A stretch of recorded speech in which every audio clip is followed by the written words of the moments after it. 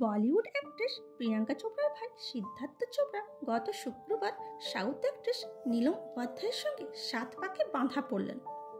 দুলহে রাজা সিদ্ধার্থ চোপড়া দিদি প্রিয়াঙ্কা চোপড়ার সঙ্গে হাত ধরে বিয়ের মণ্ডপে প্রবেশ করে।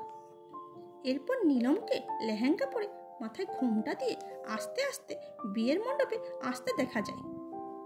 রেড গোল্ডেন লেহেঙ্গাতে নীলমকে কোনো অপসরার থেকে কম লাগছিল না। নীলম লেহেঙ্গার সাথে ম্যাচিং জুয়েলারিও ক্যারি করেছিল। এই সময় প্রিয়াঙ্কা নীলমের মাথার ঘোমটা খুলতে হেল্প করে ও তাকে জড়িয়ে ধরে। এরপর প্রিয়াঙ্কা নীলমকে মণ্ডপে সিঁড়ি তুলতেও হেল্প করে। নীলম মণ্ডপে এলে সিদ্ধার্থ ও নীলমের মালা বদল হয় আর তাদের উপর ফুলের বৃষ্টি করা হয়। এই সময় অভিনেত্রীকে মা মধু চোপড়াকেও হেল্প করতে দেখা যায়।